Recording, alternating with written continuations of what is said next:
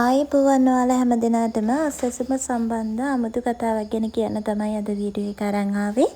ඉතින් වීඩියෝ එකට යන්න කලින් මතක් කරන්න ඕනි අස්වැසුම සහ වැඩිහිටි ආධාර ආබාධිත ආධාර වගේ රජයෙන් දෙන සියලුම ආධාර ගැන තොරතුරු ඉතාමත්ම ඉක්මනින් කෙටි පණිවිඩයක් විදිහට ෆෝන් එකටම ගෙන්න ගන්න පුළුවන්.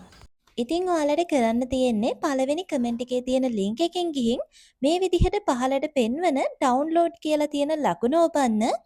එතකොට ඔයාගේ ෆෝන් එකට මේ ඇප් එක ඩවුන්ලෝඩ් වෙලා ඉන්ස්ටෝල් වෙනවා. ඊට පස්සේ සියලු දීමනා කියන එක ඔබන්න. එතකොට ඔයාට subscribe now කියලා එනවා. එතෙන්ට ඔයාගේ ටෙලිෆෝන් නම්බර් එක දාන්න. එතකොට ඔයාගේ ෆෝන් එකට කෝඩ් එකක් එනවා.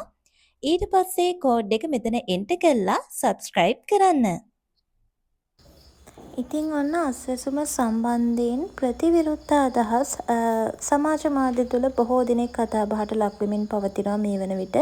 ඔයාලා හැමෝම දන්නවා ජනාධිපති අනුර කුමාර දිසානායක මහතාගේ ප්‍රධානීත්වයෙන් අපීල් සඳහා ඔයගලන්ට සහන පැකේජයක්, ඒ කියන්නේ මුදල් ප්‍රමාණය වැඩි කරලා බෝනස් එකක් විදිහට ලබා දීමක් සිද්ධ කරා.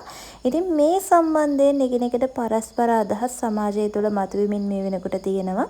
ඉතින් ගොඩක් අය ඒ පියවර විවේචනය කරලා තියෙනවා. ඒ සඳහා සිය විරෝධයද ඉදිරිපත් කරලා තියෙනවා. ඒ වගේම තවත් පිරිසක් මේක අගය කරලා සහාය පළ කරලා තියෙනවා. ඉතින් කොහොම හරි ගොඩක් අය විරෝධය පළ කරලා තියෙන්නේ රැකියාවක් කිරීමට හැකියාව තිබියදී රැකියාවක් නොකරන පිරිස වෙත අසසුම දීමනා ලබා දීම වැරදි වැඩක් කියලා පෙන්නලා දෙමින්. ඉතින් කොහොම හරි තවත් පිරිසක් චෝදනා කරනවා අසසුම් ප්‍රතිලාභ ලැබෙන්නේ ඇත්තටම ලැබෙන්න ඕන කාණ්ඩයේ පිරිස් වෙත නෙමෙයි. ඇත්තටම සල්ලිභාගේ තියෙන අයට තමයි අසසුම ලැබෙන්නේ. අනිත් අය අසසුම නැතුව ඉන්නවා කියන බවත් කියනවා. ඉතින් ওই විදිහට විවිධ මත සමාජ මාධ්‍ය තුළ මේ වෙනකොට බොහෝ සෙයින් කතා බහට ලක් වෙනවා. ඉතින් මේ විදිහට මේකේ අක්‍රමිකතාවයක් තියෙනවා නම් ඉදිරියේදී ඒවා නිවැරදි කරන්න විරෝධතා ගොනු කිරීමෙන් පසු ඒවා සමීක්ෂණය කළා නිවැරදි කරන්න කටයුතු කරනවා කියලා තමයි දැනගන්න ලැබිලා තියෙන්නේ. ඉතින් මෙවැනි තොරතුරු ඉදිරියටත් ඔයාලට දැනගන්න පුළුවන්.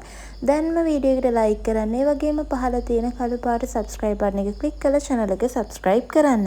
එහෙනම් ආයෙ පාරක් අලුත් වීඩියෝ එකක් අරන් එනකන් හැම දිනාටම සුබ දවසක් වේවා.